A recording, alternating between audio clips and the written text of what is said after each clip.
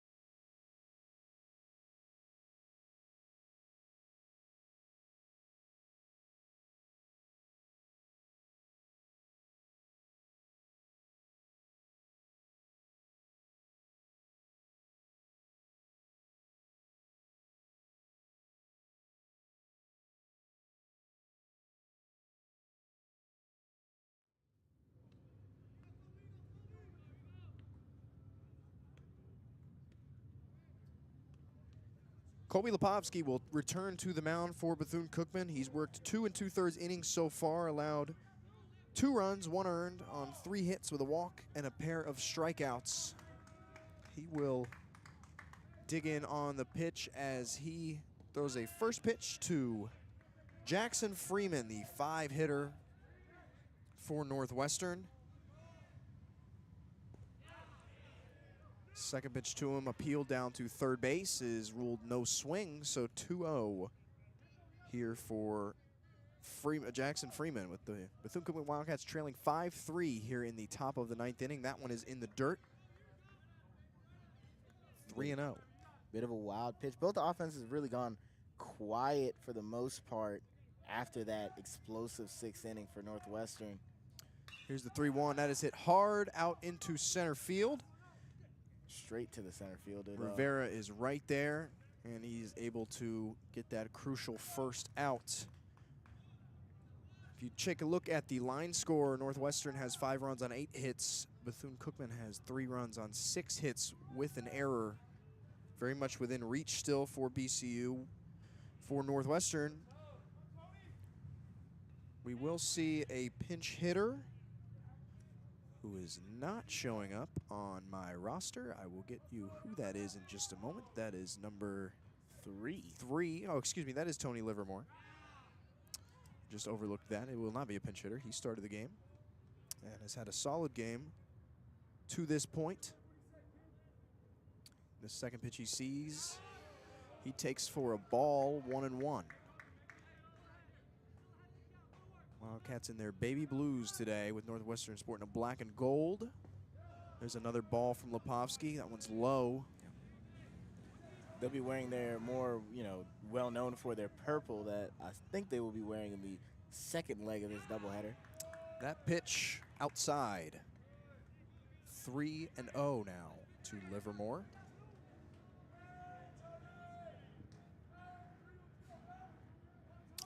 Lipovsky looks into deals. This one is hit out to second baseman, but up through the middle. Rivera is there. He will toss that one in, but that's a base hit for Tony Livermore. And the last thing the Bethune-Cookman Wildcats need, I really wanted to just say Wildcats, but there's obviously 2 of them, is to allow more runs to come across. They're already down 2 coming into this 9th inning, to what would be the bottom of the 9th. They really can't afford to give anything else up. But before then, Colby Lipovsky will check over in at Livermore at first, which will bring up Lorenzo Rios. Rios has scored a run. He's walked twice. First pitch to him is outside for a ball.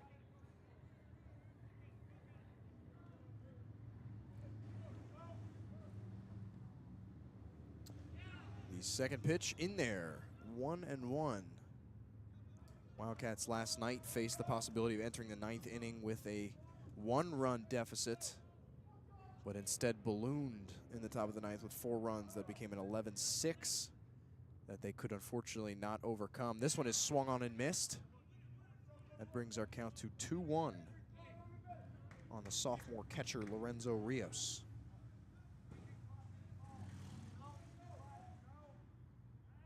Another check-in over at first. Livermore is back in easily, not taking too big of a lead out there. But the Wildcats want to avoid any possibility that a run could squeak in this late, looking for that win. Runner goes, ball is hit right back up the middle. Another one out into center field. Rivera is in on it. The runner advances to third. It'll be a single to put runners on the corners with 1 away for Northwestern. And due to the frantic nature of how that, before our rain delay that obviously occurred, Colby never really got a chance to settle in. He got hit hard on his second pitch and then had to sit on that basically for an entire delay plus, and kind of never really fully settled back in. But he has done a good job since then of not really allowing this many people on base, but now he's in a bit of a jam. He'll face Marty Kaplan. First pitch to him is inside for a ball. 1-0 the count. It'll be interesting, you can talk about hypotheticals, how much that rain delay benefited either side, if at all. This one is popped high, but foul over towards us, back behind the Turtle's Nest. But of course, big time offense coming from Northwestern when the home run was let up back then before we dipped out for the delay. Kind of settled things down, gave the Wildcats something to think about. A big swing and a miss, fooled him with the breaking ball, did Lepovsky. Yep. Really shifted how the game kind of was flowing. It was very much a Bethune-Cookman centric game, and then that home run, then the delay, really, it's been Northwestern pace as that is foul tipped. The 2-1 is fouled into the dirt and into the glove of the catcher, Irvin Escobar. It's a 1-2 count. Lepovsky still in the pitcher's count with one away. He delivers another one fouled back. Just trying to stay alive is Marty Kaplan. A very good defensive swing out of Kaplan there. Really didn't have anything at all on that ball. It got like the tip of it, really. Kaplan 2 for 3 tonight. That one is in there, freezed him, and he will go down on strikes. For Lepovsky, that is his 3rd strikeout of the game, matches the starter Marcos Gamboa, make it 6 on the afternoon for the BCU pitching staff as a whole. He faces runners on the corners, 2 away for maybe the most dangerous hitter we've seen this weekend, Griffin Arnone. And if you think about it, they're definitely not going to do, earlier in the game, they had a sort of a set play. First pitch to him is a ball. Where off of that steal attempt from first to second, they scored from third and then got tagged up anyway. But Arnone has played really well, so you're probably going to let the bat speak for itself before you go into your defensive half of this frame. Another ball, this one outside. You don't want to get behind in the count. Arnone up 2-0 now. Such a dangerous hitter. A home run away from the cycle last night. This one in the dirt, not even close. You're Arnone, your options are pretty endless at this point. You can keep the bat on your shoulder and load the bases. As the only rain benefit there for the Wildcats is picks back up. Force out at every base, but absolutely, just as I was thinking we could try to make it back under home plate. We cannot because the rain is coming down just as hard again, as that one is in there for a strike. 3-1, just hit the bottom of the strike zone. We are now very happy we are in the turtle's nest. No doubt about that. There's another strike. Lepovsky painting the bottom half. Shout out to the handful of crowd, a lot of them traveling down from Evanston, Northwestern. Illinois. Come see us, braving the storm, as this one is fouled back. Count is full.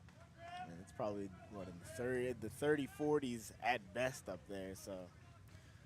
We were talking last night, the most recent game for Northwestern coming into this weekend in midweeker against Illinois State was actually scheduled on 5 days' notice because they had 60-degree weather on the Tuesday and decided to get one in. The full count pitch is high, and that will load the bases. Northwestern once again in prime position to break this one wide open and show no signs of giving anything back. Yeah. And the rain shows no signs of letting up. I'm sure both sides want to try to get this one in, if nothing else, but with the rain pounding down, that one's going to get tougher and tougher of an ask, with still 3-4 outs make it to play in this one. Big swing and a miss from the leadoff hitter on Vince Bianchina as we flip the order back over for Northwestern with the bases loaded. Bianchina tonight 1 for 4.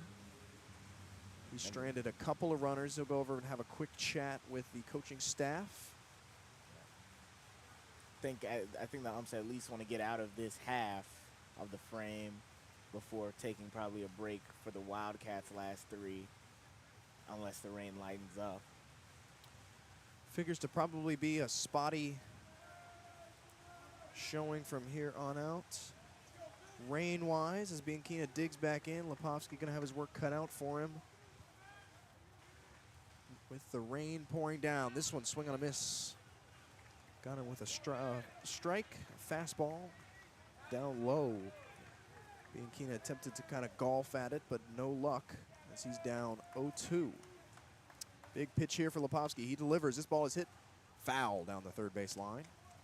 Going to need a little bit of clutch pitching here if they want to go in with a just 2-run deficit. You know, bases loaded. This could get bad if you place a pitch poorly. So, key 0-2 count. And he takes that one for a ball.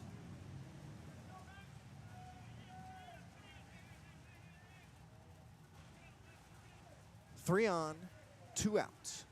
5-3 lead for Northwestern. Lepovsky delivers the 3-1, fouled away.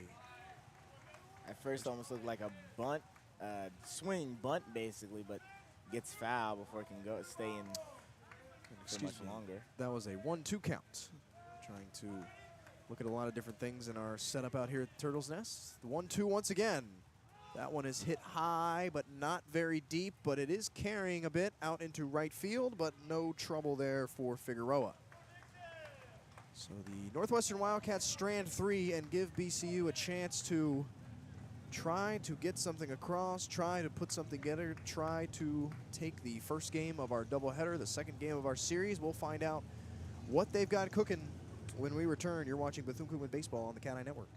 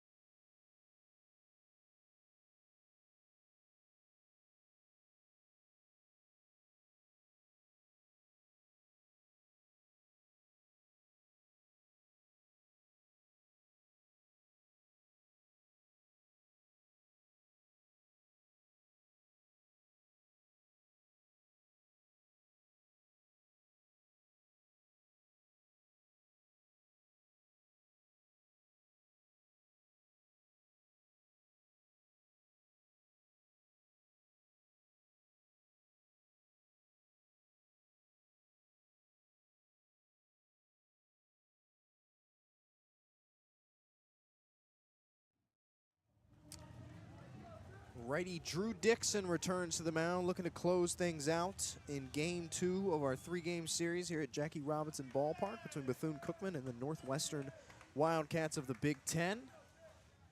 Northwestern holding that 5-3 lead. And he will toss in a ball to Irvin Escobar to lead things off here in the bottom of the 9th. Escobar swinging, pops it up. A bit shallow, running in on it. Drops in no man's land. Nobody can find it. Freeman, Liolis. Just one of those line drives that squeaks in there. Not hard hit enough to get out into left or into right field. Not soft hit enough for the play by the first baseman. And Irvin Escobar is a leadoff base runner. And that would mean that Jamie Villafane becomes the tying run. He is at the plate. A blue single, just, well, as you said, no man's land. The first baseman and the shortstop come over to try to help, but just out of reach for everybody involved, and even the left fielder, or right fielder rather, couldn't get to it. First pitch to Villafane, he shows bunt. 1 for 3 tonight with a walk. Mentioned him earlier on in the broadcast. The middle infielder, shortstop today, not really brought in for his bat, but it has served him well early in this season. The 1-0 to him, make it 2-0 as that one is low and outside.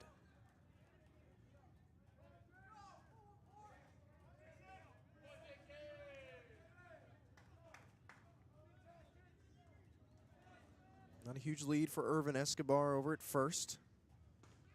This one is high as Dixon starts to lose the strike zone a little bit, which is quick to spell disaster here in the 9th inning. If can't find the zone, Villafane, have to figure, probably keeps the bat on his shoulder for this one, the 3-0. And he does, and he will be rewarded with a walk. 4 pitches, take your base. Nobody warming in the Northwestern bullpen. This one is Dixon's game as the rain has slowed. And Bethune-Cookman has the winning run at the plate, and it's the top of the order. Daniel Figueroa. And no outs. So unless you get as long as you hit it in a good place, or worst case, I think in this situation, you just take a strikeout You don't want to put the ball on the ground and and hit into a double play or a triple play at this point. And as we have a meeting at the mound here, no signal to the bullpen, of course, with nobody warming, but this is a big moment, big early season moment, maybe as big as they get for the Wildcats of Bethune-Cookman. Make sure we specify, especially now that we're radio only. But you've got 2 on, you've got nobody out. The top of your order is due up. The momentum swing that could come with taking the first game of a doubleheader after everything that's gone on with the delay, with everything else, for you to be able to potentially steal one here that you may have thought you were down and out heading into that delay. You've got the right guys up in the order to do it. We'll see what the Wildcats can muster here. 2 on, no outs. Top of the order, Daniel Figueroa faces Drew Dixon, who has just walked the batter and allowed a leadoff single to Irvin Escobar. He delivers another show bunt from Figueroa. It's popped up, but it's foul. And the third baseman, Bianchina, cannot get in on it fast enough. Yep. And the funny thing is, all of the infield players shifted to try to get that bunt. No one actually went to third base. I think it was clearly foul, or at least according to the middle infielders, and decided to stay put. As the 0-1 is delivered to Daniel Figueroa. Shows bunt again, pulls it back. 1-1. Pablo Torres, the closer, warms in the BCU bullpen. If this one needs to go to extras, he will be the man taking over on the bump.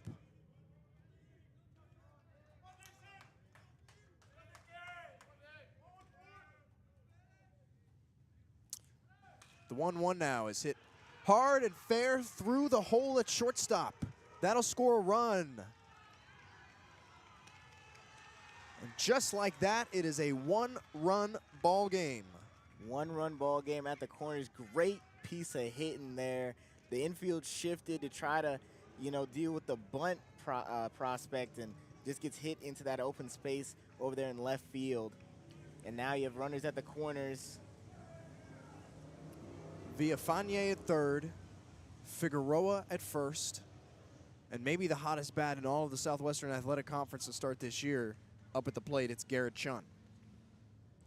There is still no activity in the Northwestern pen, but Bethune-Cookman can smell a win, a potential walk-off. Still no outs. A walk-off at possibly 3 p.m. And then have another game right after it. That's when you talk about a momentum swing. Yep. Going from a potential DH loss to a walk-off win. Of course, momentum in baseball only goes so far. I recall a game last season we called here against Alabama State. Wildcats came out, and I don't remember if it was exactly a walk-off, but it was a late win against the #1 team in the SWAC at the time in the Hornets. And the Wildcats came right back out for the second game of the doubleheader and got stomped. They lost double-digit runs for Alabama State.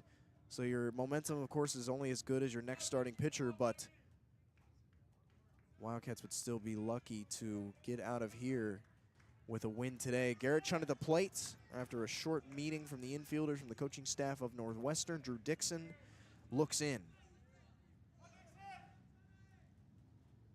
He delivers another bunt shown from Garrett Chun. He will pull it back, but not before Daniel Figueroa makes his way down to second. So your winning run is at second base. Tying run is at third.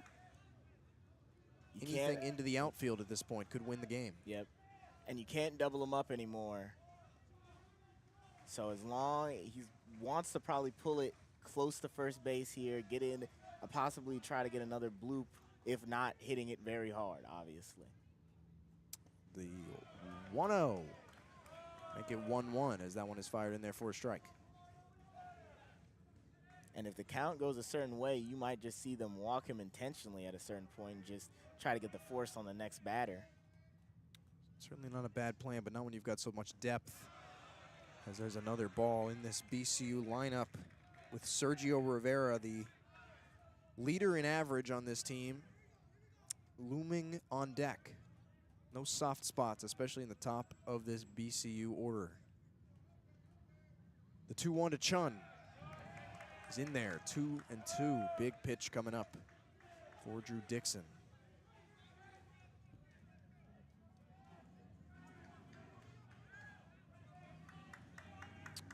Dixon has a pair of strikeouts. Would love nothing more than a third right here with no outs here in the bottom of the ninth. The 2-2 swung on, chopped over to the second baseman. He fires over to first. Liolis makes the play, but we are all tied up at 5-5 here in the bottom of the ninth. The winning run has moved over to third base. And the most important part is that there's only one out. So now they have to get that all-important, probably a strikeout. If you let that ball into play, unless it is basically popped up in the infield, that runner definitely scores. Sacrifice fly would do the job. A ground ball would do the job in a lot of spots, but they're certainly going to make a play at the plate before going for the runner down at first if they feel it necessary with only one out. We'll have a little chat about it over there as Sergio Rivera figures to take his place in the batter's box momentarily with a chance to win the game for Bethune-Cookman. Can't say I expected a thriller with the rain coming in and everything that's gone on thus far this afternoon. It's always when you least expect it. The magic of Moore Gymnasium has followed me. Never have a clue. You can't have a blowout often in Moore Gymnasium, and now all of a sudden can't have a can't have one when Henson White is on the call. Got to be an interesting game. Won't have a comfortable finish here, not if you're a fan of Northwestern at very least. Sergio Rivera will take his place. The righty's first pitch in there for a strike.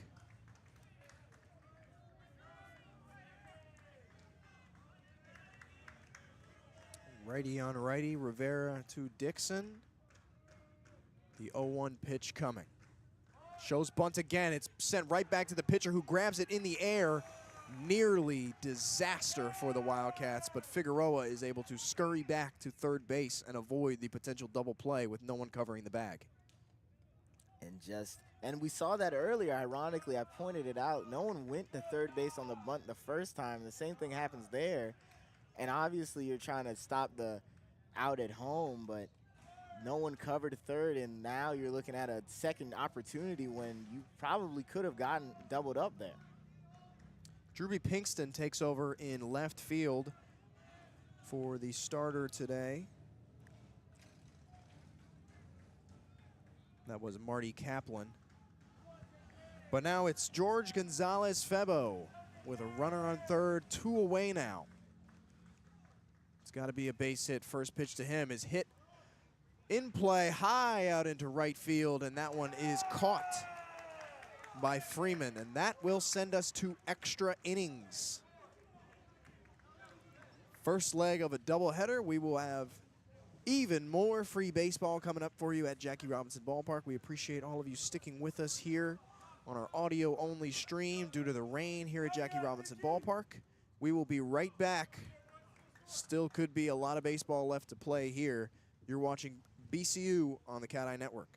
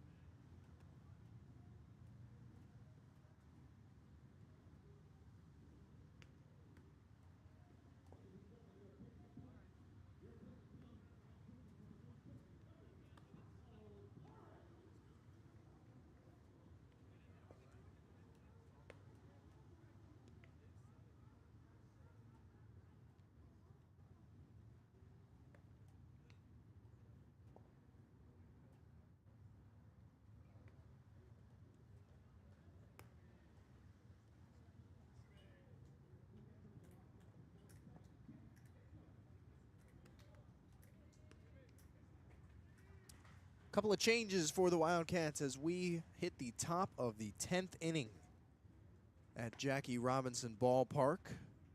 The closer, Pablo Torres, has taken to the mound. He takes over for Kobe Lepovsky, trying to give the Wildcats a chance to win the ball game in the bottom of the 10th. Catching for the Wildcats, another replacement, Jack Gidcombe, will take over behind the dish. Torres, hard throwing righty, probably the best velocity in the Wildcats' pen, has some serious pop on the fastball.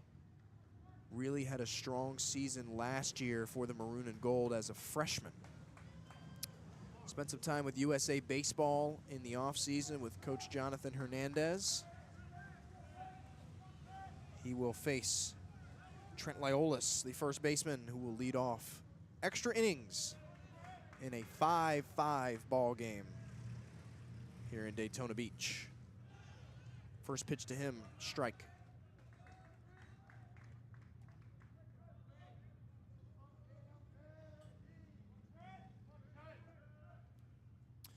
The 1-0 is in the dirt. Gidcombe tries to keep it from going to the backstop, but it does. The gargantuan backstop here at Jackie Robinson Ballpark.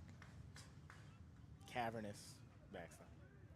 It's really quite a change when the Wildcats go to a different ballpark when they don't have the advantage or disadvantage of that backdrop, as that one is fouled away.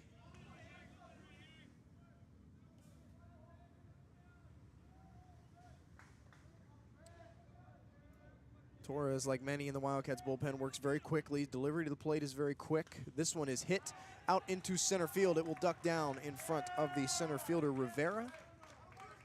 And a leadoff base runner once again. Not a whole lot of resistance put up from defense on either side. Bethune-Cookman, of course, led off with a bloop hit from Irvin Escobar in the bottom of the 9th, followed by a walk. And here we start things off with Liolis getting on base, trying to, again, give Northwestern a lead. That'll bring up Owen McElfatrick, second baseman. He takes the first pitch right down the middle for a strike. 2 RBIs from McElfatrick coming into this at-bat. He'll be looking to add some more, all off of 1 hit. Yeah, of course, that hit was the big home run off the first pitch he saw from Kobe Lepovsky. The second pitch he sees from Pablo Torres is outside, 1-1. We appreciate the VCU staff out there manning the manual scoreboard in center field. Through the rain, through everything else, keeping the game going, keeping us all on our toes. Swing and a miss. McElfatrick down 1-2. Last year we saw Pablo Torres defer to the high heat in a lot of these situations. Not a lot of guys have the bat speed to catch up with it. Let's see what he goes here. He goes low in the zone. This one is hit through the hole at second, out into left field. A runner, Liolis, will advance to third. Ball is nearly thrown away, but a backup job by Torres keeps that one from sliding all the way to the stands. First and third, nobody out. And that will bring up Bennett Markinson. Markinson 0 for tonight, has 1 strikeout in 4 plate appearances. But he has a chance here to do some damage. Nobody out. Similar position that the Wildcats of Northwestern found themselves in defensively. Cookman also had no outs and runners at the corners. First pitch is low. Torres looks in for pitch number 2. And this one low as well. Good velo, he's just not getting it high enough in the zone, just keeps dipping on him. Markinson is the leader on Northwestern with 12 hits coming into today on the season. None yet. That one is a strike, 2-1. A little bit of stretching going on in the Northwestern pen. Nobody warming as of yet. That may change momentarily. This pitch is slapped to the shortstop. He gathers, throws over to second. Vasquez overthrows Gonzalez Febo at first. They do get the lead runner. They do score the run. And ultimately, Markinson is awarded second as the ball caroms out of play. So make it a 6-5 ball game now. Northwestern takes the lead via the fielder's choice and the error. Tried to get the 6-4-3 going, but just disconnect on the last throw there. Now you only have one out. Got the lead runner, as you said, but gets the second regardless. So Jackson Freeman will be the next batter as Coach Hernandez has a word with the third base umpire. I'm not sure the call there may be calling for potential interference. I don't imagine that will be overturned, especially without the benefit of replay here at Jackie Robinson Ballpark, but that doesn't stop him from pleading his case. The Wildcats trade an out for a run. As we probably imagined based on the way this whole weekend has gone so far, it's going to be the BCU Bats that are going to need to step up if the Wildcats are going to take down a Big Ten opponent in Northwestern. Jackson Freeman digs in now after the back and forth between Coach Hernandez and the official. The first pitch to him is low.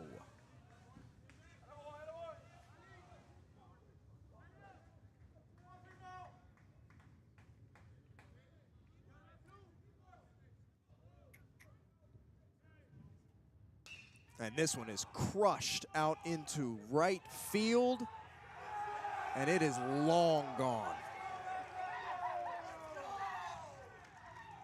A two-run shot for Jackson Freeman, their second home run of the game, and Henson, that one was gone off the bat. Yeah, I mean, that's one of the things. If you're a high velo guy, if you miss and someone can catch up to it, it's going to go all the way back the other way, and that's just what happened there. He's been, struggling a little bit with location throughout. The velo's been there. It's just not been being placed well to start out his outing, and obviously has now really put his team in a tough situation. He has to still get out of this inning. Yeah, that ball left middle as Tony Livermore is your batter now. He takes first pitch inside for ball one. The long ball has haunted the Wildcats today, now trailing 8-5 here in the top of the 10th with some work to do at the plate when the batters return. But for now, still 2 outs to get as the second pitch to Livermore is also ruled a ball. That one low. Decent frame job there by Gidcombe, but he is not rewarded. Torres came in with a 2.45 ERA, but this outing will definitely spike that. He does fire a strike in there to bring the count to 3-1 now.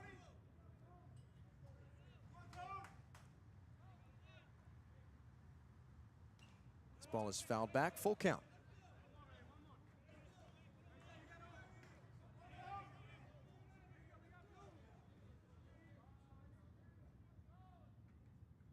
Nobody on, one away.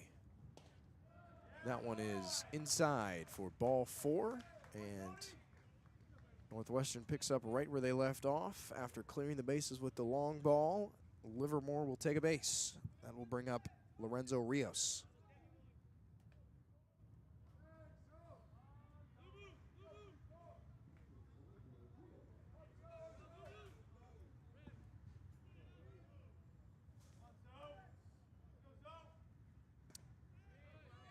Rios takes first pitch in there for a strike. He is 1 for 2 today with a pair of walks, a strikeout, a run scored.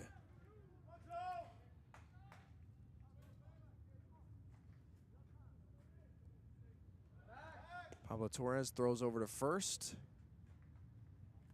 Does not get the runner. Livermore. 8-5, the Northwestern advantage in extra innings in game 1 of a doubleheader. Runner goes. This one is swung on. Foul. I do want to point out, even though it is a doubleheader and it was a full game, outside of the rain delay, it's been a very fast, even with an extra inning. Very fast game. Just 3 hours to this point. I've seen plenty of games in the 7th inning that have been past that 3-hour mark. Another throw over to first. Livermore's back in plenty of time.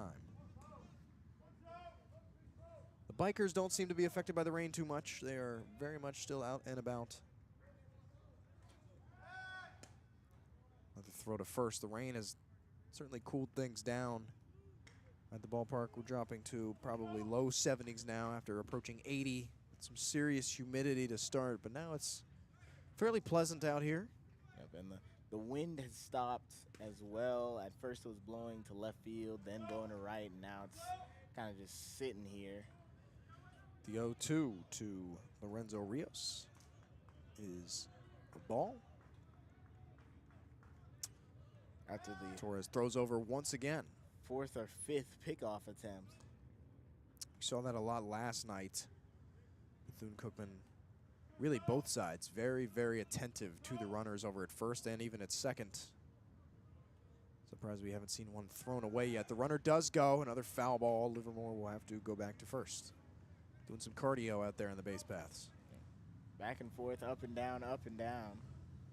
Every time he's ran, the ball has been hit foul, so. Trying to get him down to at least third base on kind of a hit and run. And that ball is low. Count is full at 3-2. Doesn't go that time.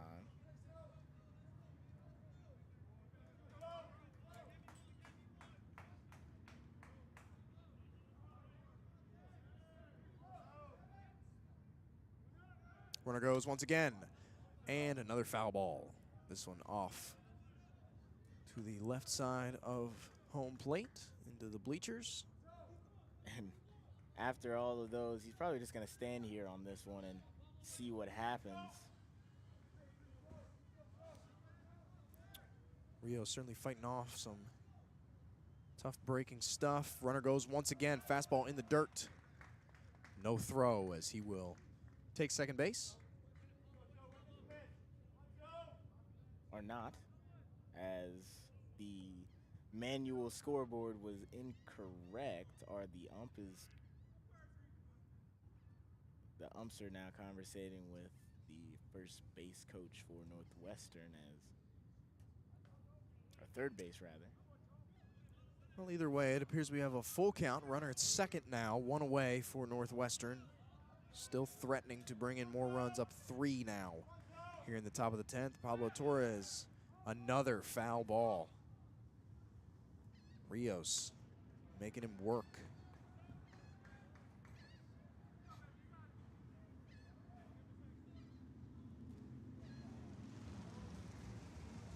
Torres was over the 20 pitch mark coming into this at bat. That one will likely reach 30 by the time Rios has had enough. The payoff pitch once again. There will be no payoff pitch as Torres looks back the runner at second.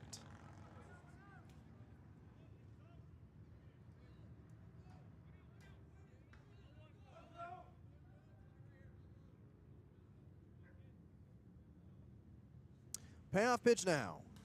Foul ball.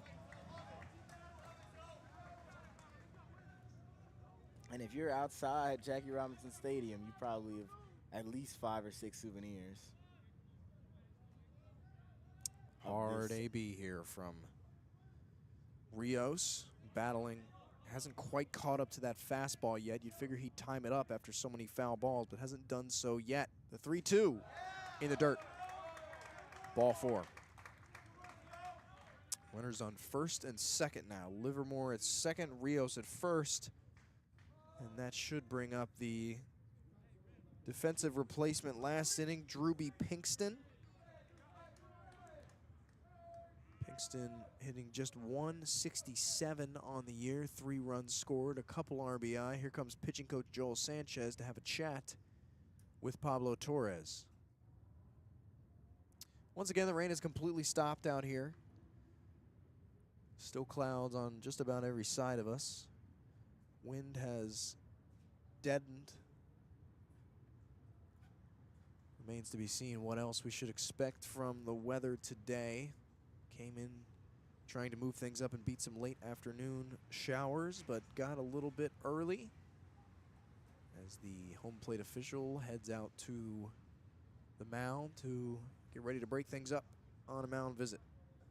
Still, according to the hourly forecast, looks likely that we will get more showers today, particularly around the 7, 8 o'clock is when the majority of it is expected to arrive.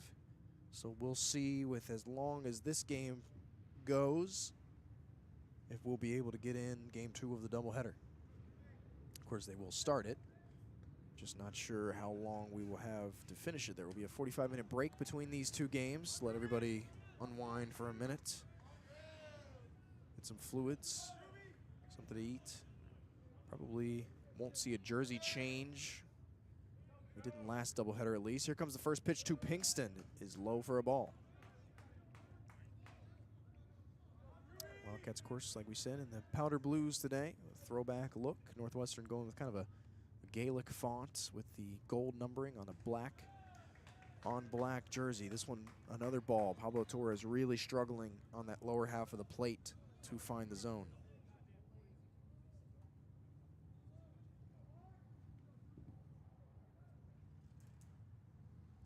Delivers here, fires in a strike. 2-1 now.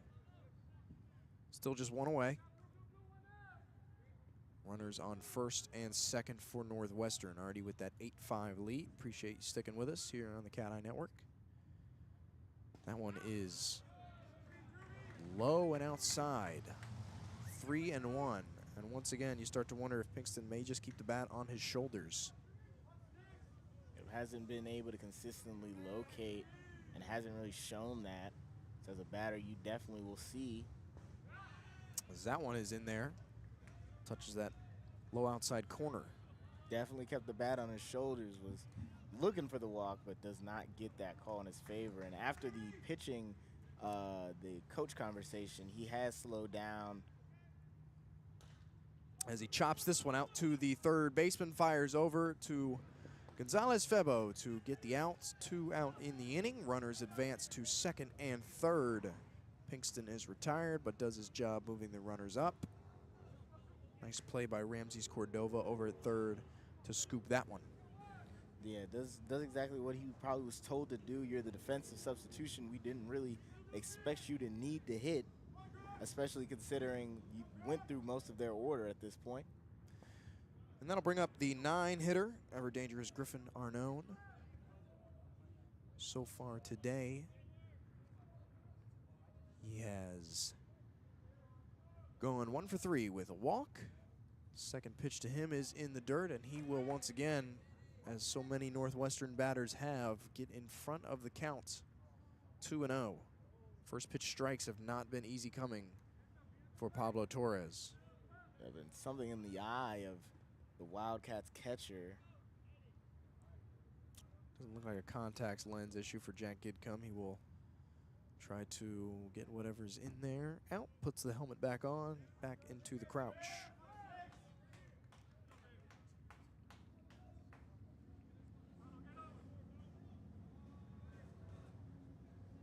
(2-0) now. High, ball 3. Dangerous position. Still do have a base to play with here. Could set up the force out at all bases, but with the way Pablo Torres has thrown the ball, you can't be too careful here. You have to challenge, especially with the velocity that Torres brings. This one is outside, and Arnone will take his second walk of the game and bring us back to the top of the order with Vince Bianchina. Yeah, but had the velo just outside to the left, and it, doesn't go. I think he wanted that to break some more inside, and it just doesn't. And now you have bases loaded and a strike there. First pitch strike, that's important there. We haven't seen much of that towards the tail end of this game for the Bethune-Cookman Wildcats, and actually for both teams, to be fair. Torres on the 0-1 count. That ball is up the middle. Gets by the diving glove of the shortstop, and a run will come in to score, but the second run not so fortunate Although I haven't seen the official make a call yet, it seems they may have allowed the run in. It looked like the throw was in time, but no, says the home plate official, and make it 2 runs scored. So that's a 10 now, 10-5 game heading into the bottom of this 10th inning. And possibility for more. There's still 2 batters, base runners rather, and 1 in scoring position. Trent Liolis now fouls one off to start his at-bat. Now with Northwestern, like we mentioned in the 9th inning, doing a little bit of what they did yesterday, breaking things wide open, probably putting things close to out of reach for Bethune-Cookman. That last hit was just by the diving glove of Villafanier, but that's all it takes to win a ball game, as this one is well high for ball 2. Still 2 away. Runners on first and second for Trent Liolis, the first baseman. This one is outside. Pablo Torres really struggling to find the zone. And like you said, Henson, it's not an issue of stuff. It's not an issue of velocity. It's all there. Pablo Torres isn't challenging the batters. He's trying to nibble outside the zone, and it has not worked out. Yeah. This pitch is fouled back off the windows of the press box. Especially at this point, you're already down. There's no real reason to be afraid at this point. You just gotta get your outs at this point. With the count 2-2, Torres delivers. This one is hit weakly out to Villafanier at short. He fires over to Gonzalez-Febo at first, and mercifully the side is retired. But not before Northwestern puts things at a 5-run deficit for the Wildcats. They'll have to make some magic of their own if they want to steal the first game of the doubleheader here today. Appreciate you sticking with us. We'll be right back. You're watching Bethune-Cookman Baseball on the CatEye Network.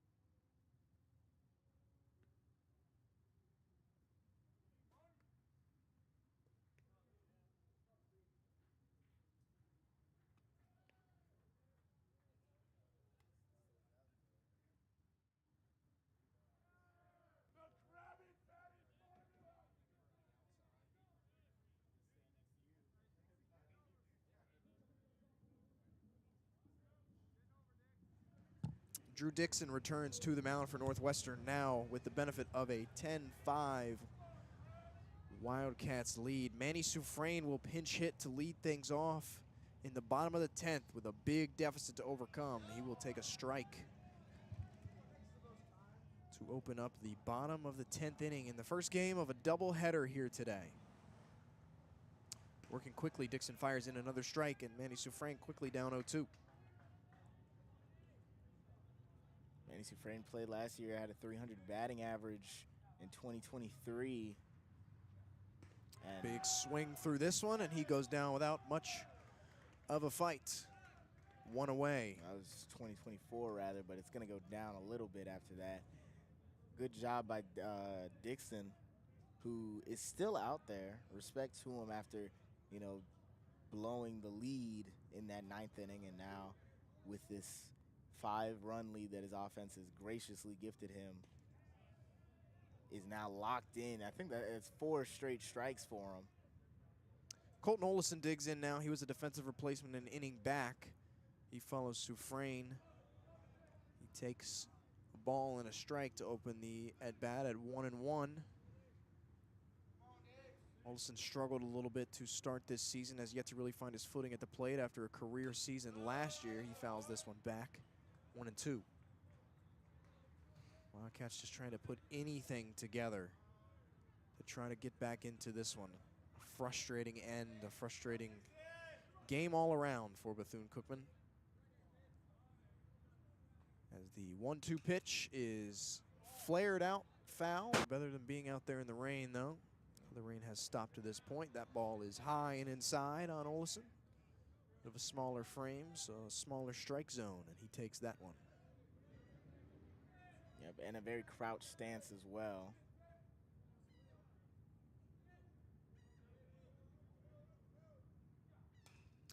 He pops this one over to the third baseman, gathers, throws over to first, and two are quickly away as Bianchina makes the play at third to bring the Wildcats to their final out. Got his bat on it, but was obviously in front of it a little bit, pulled it to the third baseman, and he makes a routine play back to first base. Ramses Cordova will dig in, trying to avoid being the final batter of the game for Bethune-Cookman. His first pitch from Drew Dixon is up near the head, has to duck out of the way.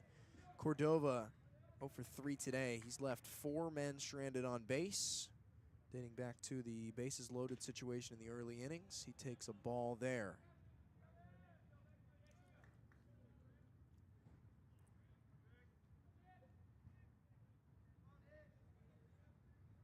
The 2-0. Another one inside, but called a strike, says the home plate official. Cordova bended out of the way, but that ball was in there. 2-1 now. Another one inside. That one does not find the zone. It's 3-1.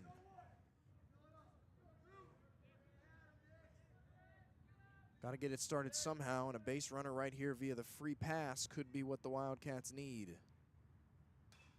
Instead, he swings away, and that one's going to drop into center field over the head of the second baseman, McElfatrick. And the Wildcats do have a base runner on in the bottom of the 10th after all.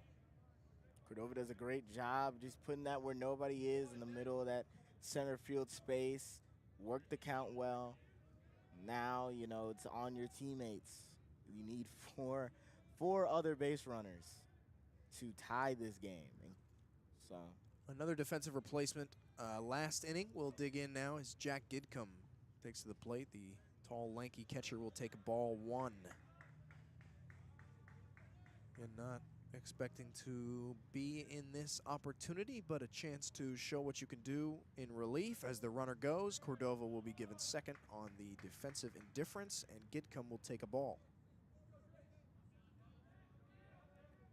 And he's likely going to try to get third here. They're going to play off that much. Shift is very much on for Gidcombe. He takes a ball high, 2-1 now. There's nobody past the shortstop, about, I'd say, a third of the way between second and third. You've got 3 infielders on the first base side of second. Playing up the middle, playing over on the side, an extra fielder out here in left. And that ball is flared foul. Cordova was running, but will have to retreat to second.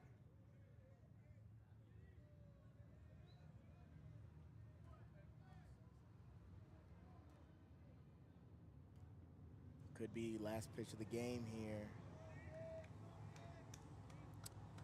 The junior Jack Gidcombe will have to wait as Cordova is checked back in at second.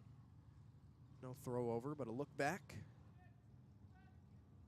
We didn't want him getting too comfortable with simply taking third. Still no fielder over there.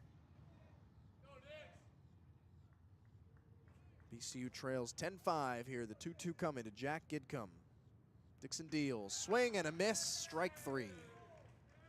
And that will do it here in game 1 of a doubleheader at Jackie Robinson Ballpark. The Wildcats go down 10-5. We will get you a final line score. Northwestern takes this one. 10 runs, 14 hits, no errors. Bethune-Cookman manages 5 runs on 8 hits with 2 errors. Kind of a different ball game than it started out as. Bethune-Cookman jumps in front early. Marcos Gamboa has his best start of the season. But again, the bullpen is the difference in the game for Bethune-Cookman. Bats came alive late for the Wildcats, for both teams really, but Obviously, Northwestern gets those big 5 runs in the 10th frame, and they weren't hot after that 6th inning. After that immediate home run, they kind of cooled off during that rain delay, and then the Wildcats for Bethune-Cookman really couldn't get going after that rain delay until the 9th. They got those 2 big runs to tie it, and you're thinking, okay, you're getting the momentum going, you can maybe, and then just couldn't get out of that 10th inning until it was already a bit too late to really say you could come back. And now definitely we're probably looking to the other game of the doubleheader. That also probably played a factor. When you know you have another game coming after, affects how you're thinking about this loss or possibly taking that loss. It's much more of a, okay, well, we'll get them next time approach. But a tough performance from Northwestern, especially going down early and being able to come back with the rain delay, getting those home runs. They got 2 home runs. The Wildcats got, for Bethune-Cookman, got none. So that also played a factor. Well, we'll be right back in about 45 minutes. We'll set up a new stream. We will be audio only for the second game as well, just due to some potential rain coming in. We don't want to risk any of our equipment as we're exposed out here on the concourse of Jackie Robinson Ballpark. So we will come at you out here in right field from the Turtle's Nest, giving you a radio-style broadcast of Game 2 of a doubleheader and Game 3 of our weekend series at Northwestern. But the Northwestern Wildcats will take this one 10-5. We will be right back. We appreciate everybody sticking in. We appreciate you joining us. We'll catch you in just 45 minutes here on the CatEye Network.